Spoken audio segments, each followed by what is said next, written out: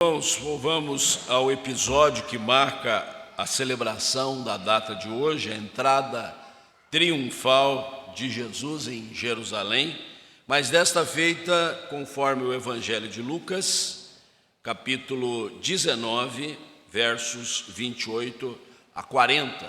Você vai encontrar nos 4 evangelhos narrativas similares a este momento, que aconteceu exatamente na inauguração da semana em que Jesus foi sacrificado.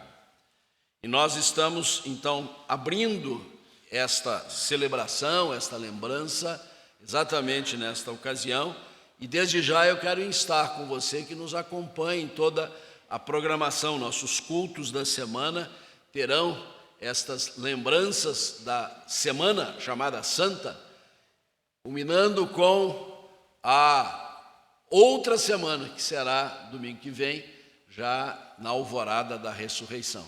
Nós vamos ter oportunidade de reprisar aqui os eventos que vão ter lugar nesta semana. Então é importante a gente ter em conta estes acontecimentos. Então agora Lucas 19, 28 a 40, lemos assim: E dito isto, prosseguiu Jesus subindo para Jerusalém. Ora, aconteceu que, ao aproximar-se de Betfagé e de Betânia, junto ao Monte das Oliveiras, enviou 2 de seus discípulos, dizendo-lhes: Ide à aldeia fronteira, e ali ao entrardes achareis preso um jumentinho, que jamais homem algum montou. Soltai-o e trazei-o. Se alguém vos perguntar por que o soltais, respondereis assim: porque o Senhor precisa dele. E indo, os que foram mandados acharam segundo lhes dissera Jesus. Quando eles estavam soltando o jumentinho, seus donos lhes disseram: por que o soltais? Responderam: porque o Senhor precisa dele. Então o trouxeram e, pondo as suas vestes sobre ele, ajudaram Jesus a montar. Indo eles, estendiam no caminho as suas vestes, e quando se aproximava da descida do Monte das Oliveiras, toda a multidão dos discípulos passou jubilosa a louvar a Deus em alta voz por todos os milagres que tinham visto, dizendo: Bendito o Rei que vem em nome do Senhor, paz no céu e glória nas maiores alturas. Ora, alguns dos fariseus lhe disseram em meio à multidão: Mestre, repreende os teus discípulos. Mas ele lhes respondeu: Asseguro-vos que se eles se calarem, as próprias pedras clamarão. Traz ao Espírito Santo iluminar nossas mentes e corações nesta hora. Ó Deus, fala conosco através da Tua palavra, que o Teu Espírito Santo aplique a nós os ensinamentos aqui contidos. Imploramos-te assim, em nome e por amor do Senhor Jesus. Amém. Bendito é o Rei. Se há uma realidade que nos toca muito profundamente no Evangelho, é o reino de Deus. A proclamação do Senhor Jesus constava sinteticamente do seguinte: arrependei-vos e crede, porque o reino está próximo, o reino é chegado. E essa proximidade não é uma proximidade propriamente temporal, cronológica, é de alcance. Você pode participar do reino, você pode adentrar o reino, você pode ser incluído no reino, você pode ser participante de todas as bênçãos que este reino traz. E o que é o reino de Deus? Senão o senhorio de Cristo. Ele é o Rei, Ele é o Senhor. Quando nós estamos sob a vontade do Senhor, nós estamos debaixo do reino de Deus. Quando o propósito do Senhor vai sendo realizado na nossa vida, na nossa casa, no nosso trabalho, na nossa escola, na igreja, o reino de Deus tem lugar ali. Falar de reino é falar do Rei. Falar do Rei é falar do Senhor, o Senhor e Salvador, o nosso Senhor Jesus. E a marca desta comemoração, que ficou chamada de Domingo de Ramos, tem este condão de saudar o Rei, que naquela ocasião adentrou os umbrais de Jerusalém. Lembremos bem que a Páscoa, originariamente, é uma festividade judaica.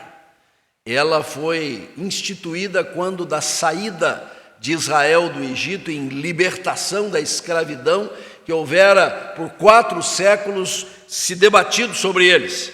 E então, para marcar esta saída, houve uma diretriz do Senhor, de Javé, para que as famílias hebreias pudessem congregar-se, reunir-se numa refeição, numa ceia marcada por um prato muito especial, um cordeiro, que uma vez imolado, o seu sangue deveria ser separado e aspergido sobre os umbrais das casas dos judeus.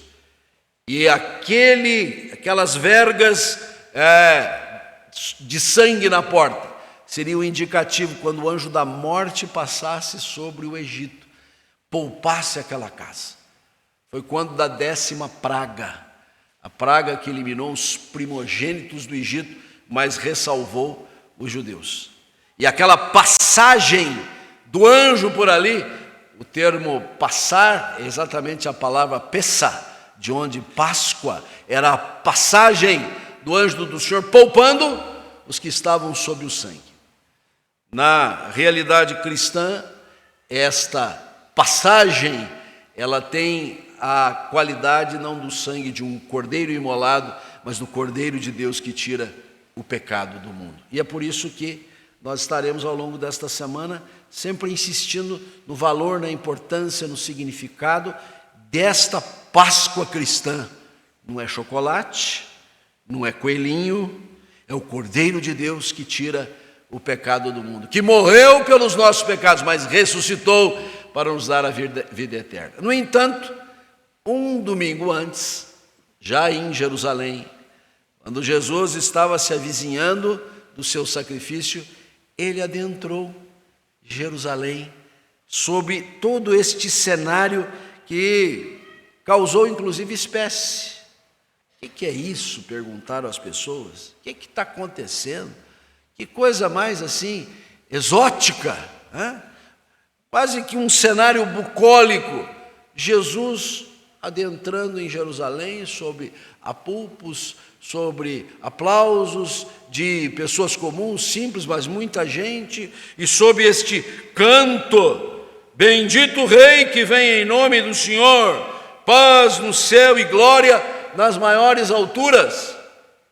Se você estiver bem lembrado, um cântico desta magnitude foi entoado por um coro celestial quando Jesus nasceu.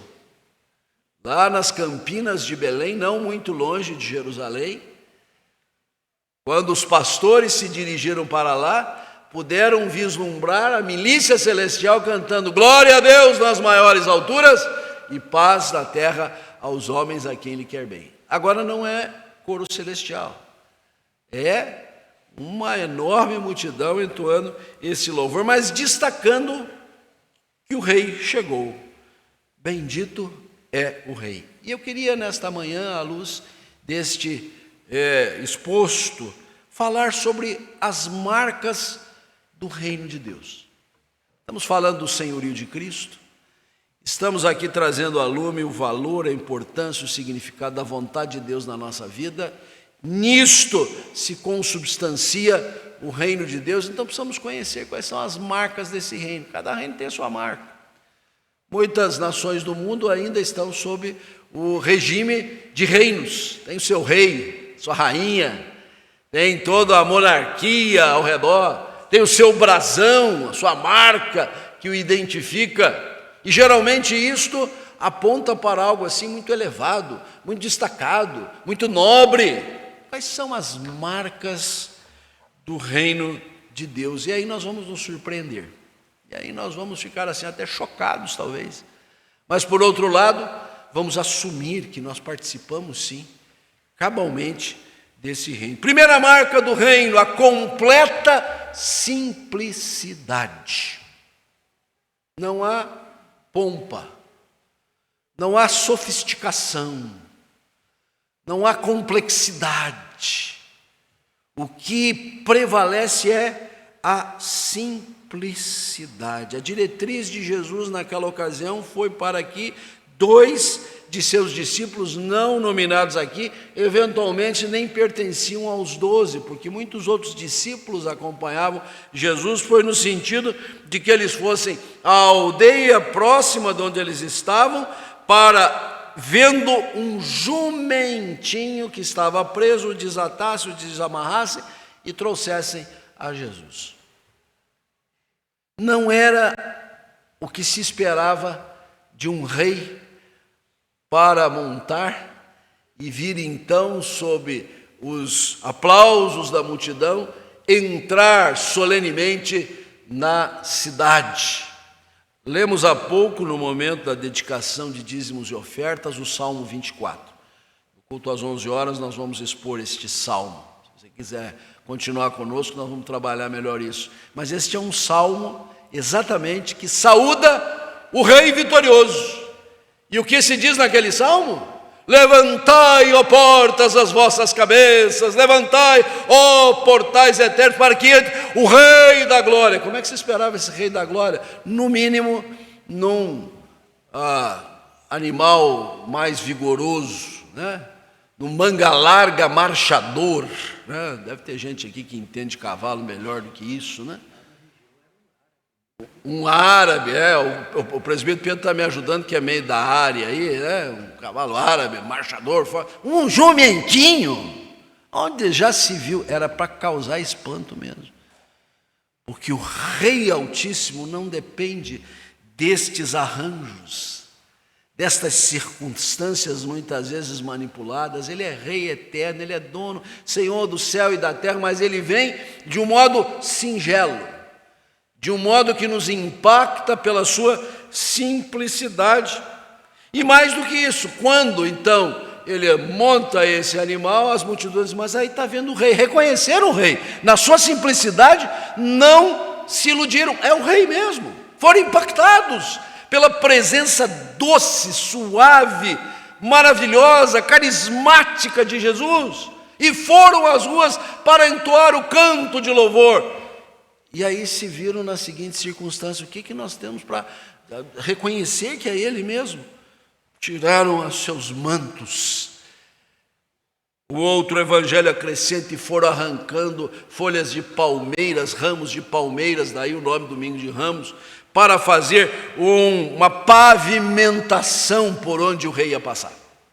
É por isso que muitas ruas da cidade, por uma tradição diferenciada da nossa, costumam também enfeitar as ruas, né? Até com desenhos, com flores, com plantas, né? Para que o rei possa passar. Tudo muito simples, tudo muito singelo, porque a singeleza do amor, da fé, da esperança, a singeleza do respeito, a singeleza da tolerância, do bom convívio, é isso que deve prevalecer no reino de Deus, no nosso coração, na nossa maneira de nos relacionar, e não as imposições que muitas vezes nós fazemos, porque estamos aqui em cima, você está aí embaixo, nós nos impomos uns aos outros condições que não são consoantes à marca do reino de Deus. O reino de Deus tem esta primeira e sublime marca, até mesmo quando observamos o Salvador carregando o pesado madeiro. Aí não é só simplicidade, é absoluta humilhação, porque naquele madeiro ele carregava o peso das nossas transgressões, das nossas iniquidades. Ele poderia, por decreto-lei, assinar um termo dizendo: estão perdoados todos os pecados, mas a assinatura que ele faz ali vai com a força da sua humilhação, da sua simplicidade. Então, tomemos isso como um elemento importante consoante a nossa vida de fé. Para que complicar as coisas, né? Para que tornar as coisas tão complexas, difíceis, né? Nós somos dados a isso. Aliás, o pecado tem essa virtude, entre aspas, né? De nos complicar a vida é simples. O amor, a fé, a esperança são muito simples.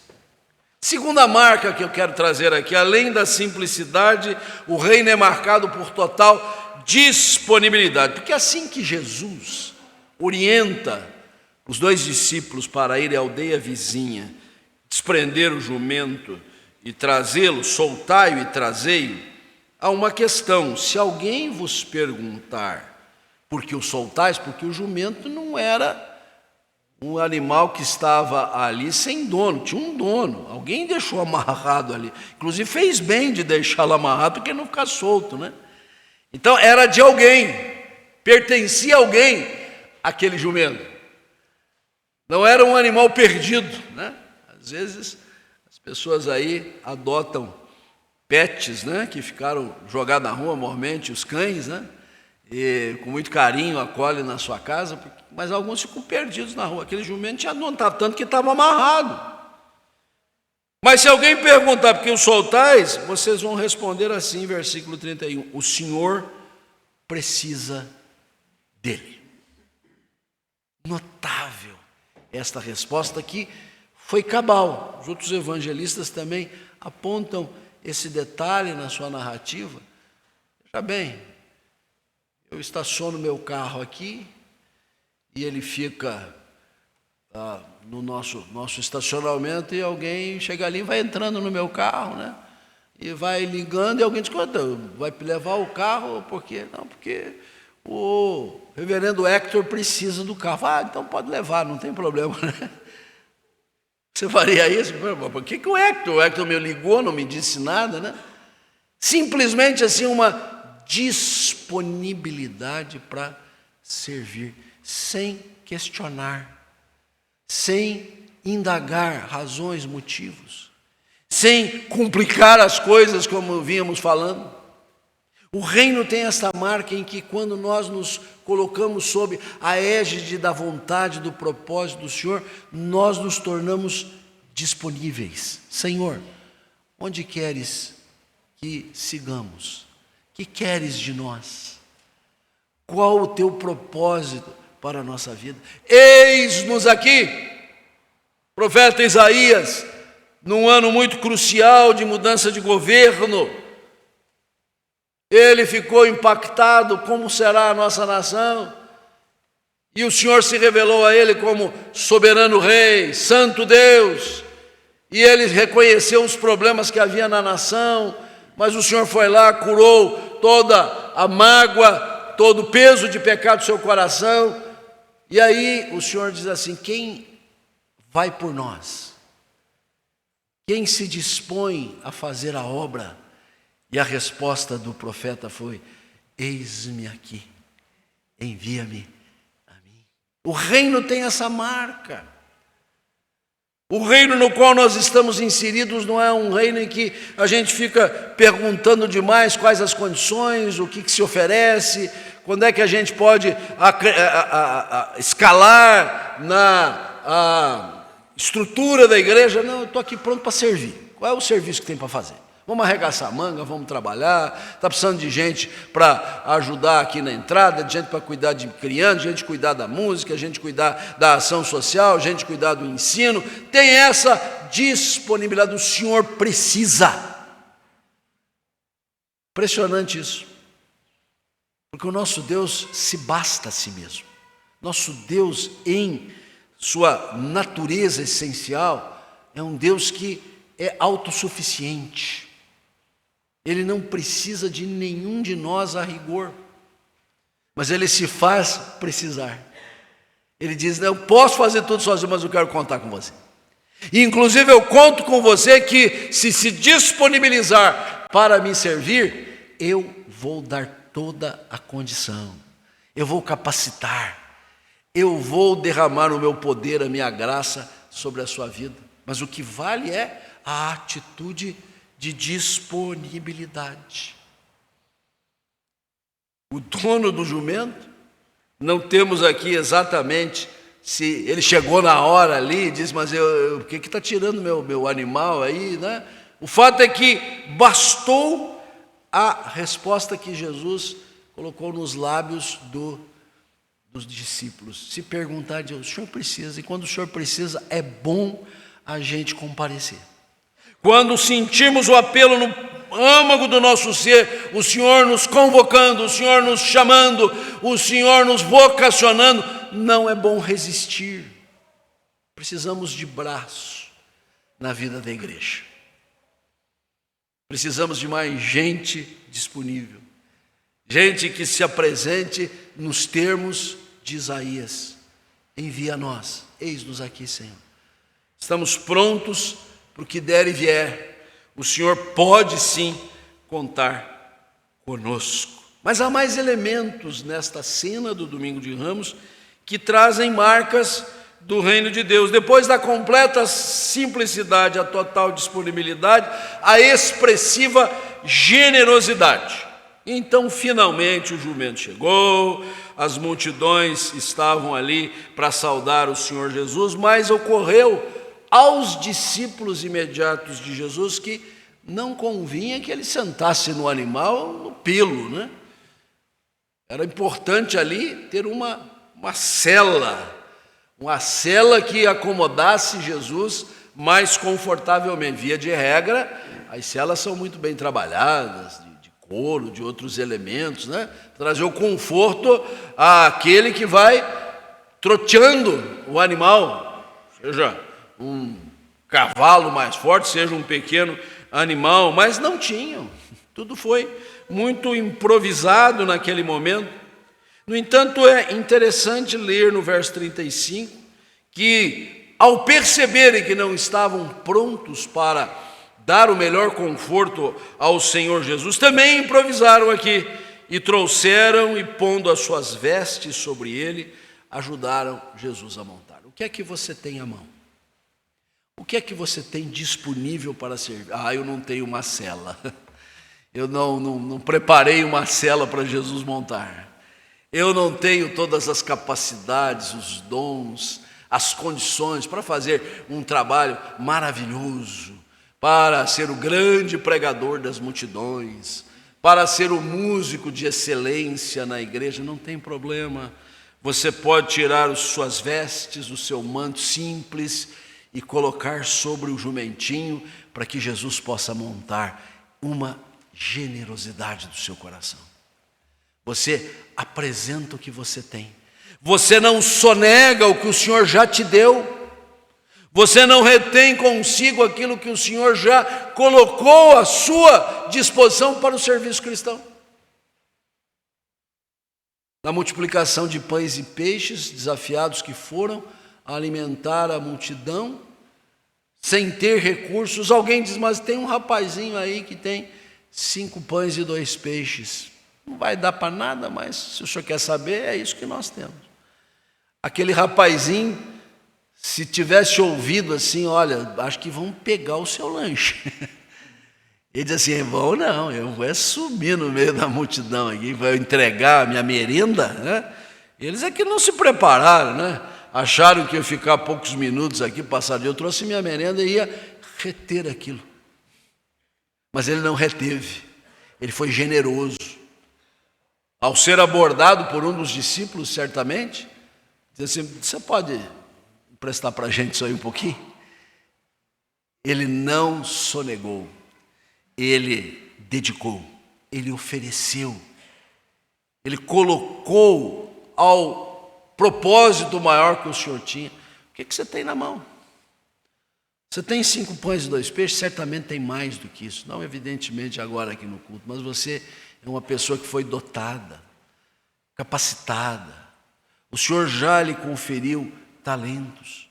Você tem tempo, você tem recursos materiais, você tem recursos intelectuais. E acima de tudo, você tem sido cumulado de toda sorte de bênção espiritual nos lugares celestiais em Cristo Jesus. Então seja generoso no momento de servir ao Senhor, de fazer a sua vontade, de ser um verdadeiro cidadão do reino de Deus, evitando negar a sua participação, sob que argumento for.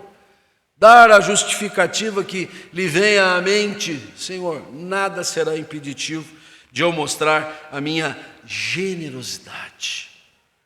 Moisés só tinha um cajado para tirar Israel do Egito. A princípio resistiu porque imaginava que não seria capaz de tal, mas o Senhor disse assim: você tem na mão esse cajado, pois é com esse cajado que você vai tirar Israel do Egito. Com um cajado. Você certamente tem bem mais do que um cajado. Então, coloque as suas vestes sobre o jumentinho.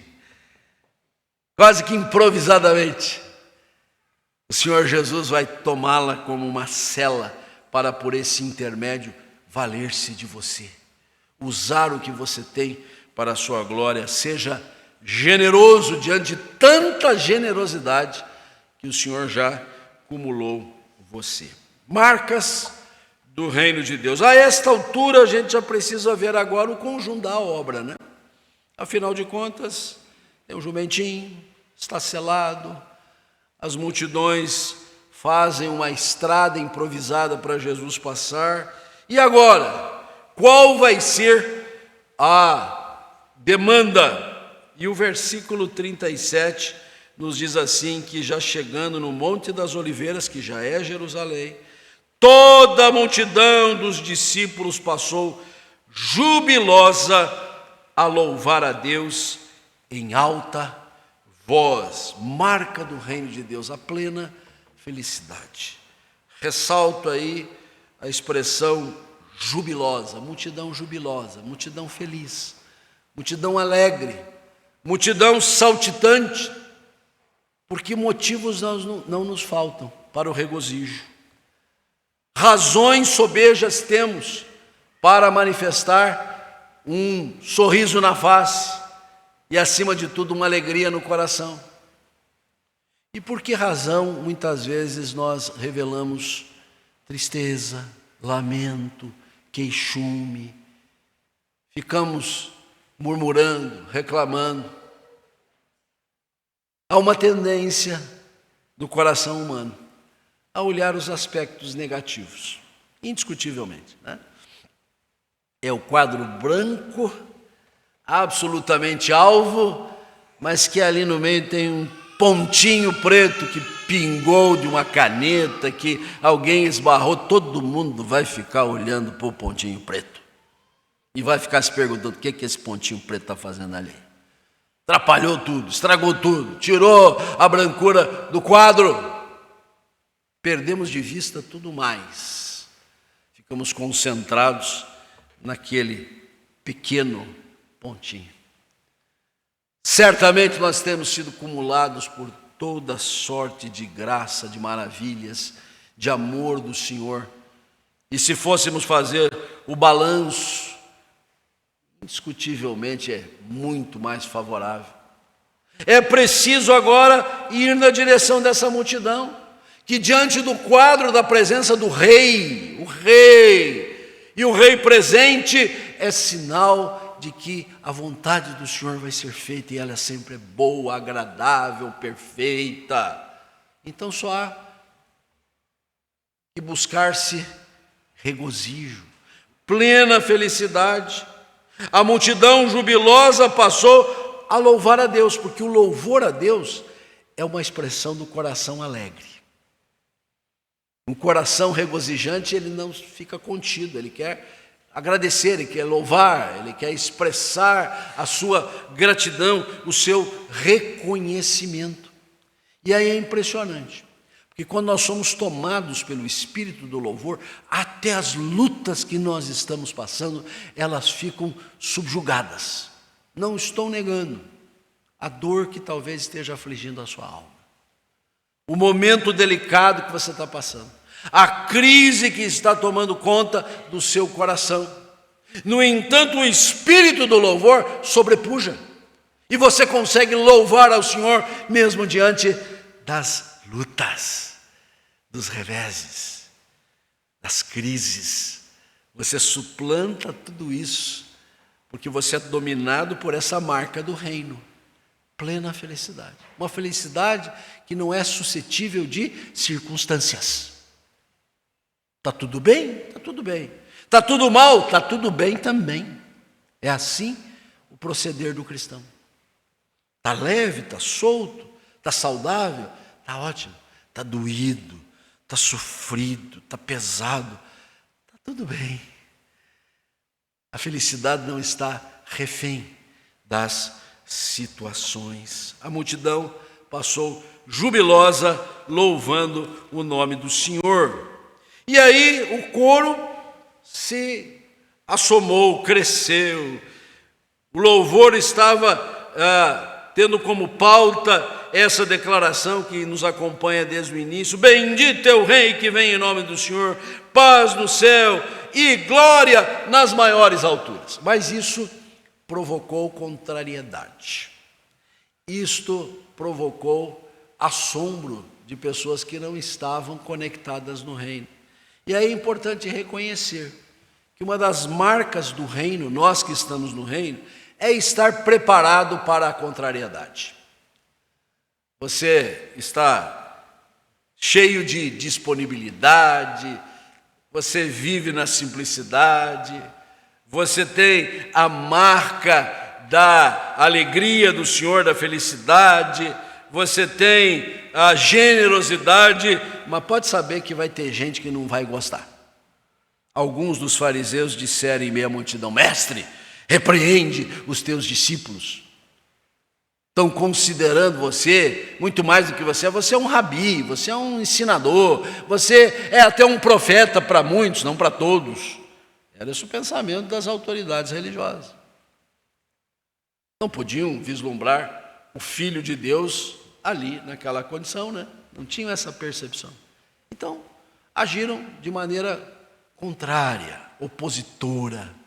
Nós que estamos no reino, diante de marcas tão maravilhosas, estejamos preparados.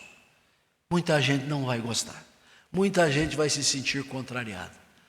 Muitos vão pedir que o mestre nos repreenda, e o mestre então não vai nos repreender. Ao contrário, chegamos ao ápice aqui, há uma última marca para ser destacada: a eficaz missionalidade. Porque a resposta de Jesus foi cabal aos que criticavam.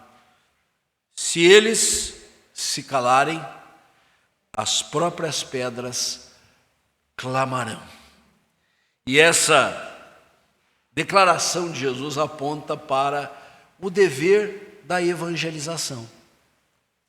A missão que recebemos de proclamar a palavra de Deus. A igreja tem como marca estes aspectos que nos conduzem necessariamente a uma vida de proclamação. E a gente proclama com a boca aberta ou até com a boca fechada. A gente proclama falando ou ficando silente. A gente proclama andando, agindo, acudindo, assistindo, convivendo. De alguma forma, nós temos um caráter missional. E isto é vital, porque do contrário, o que vai restar é ver o reino mineral proclamando a palavra de Deus, o que é absolutamente inconcebível. Foi-nos dado o privilégio de anunciar as boas novas, a ponto de que os anjos anelavam perscrutar estas maravilhas, serem eles os proclamadores, e aprove a Deus e assim: não, os meus proclamadores são os meus filhos, são a igreja através dos seus membros, cada um daqueles que tem este condão, e a igreja é uma igreja que está no cerne do reino de Deus. Esta é mais uma marca do reino de Deus. Nossa palavra nesta manhã, inaugurando esta semana tão especial, é para que você viva o reino de Deus diariamente, em tantas instâncias por onde você vai, você possa revelar estas marcas que aqui ressaltamos, porque o Senhor Jesus, naquela ocasião tão singela, Ele nos legou esses aspectos que nós podemos, a cada momento da nossa vida, estar manifestando, estar demonstrando, buscando fazer a obra do Senhor e glorificar ao seu santo nome. Que Deus assim nos abençoe.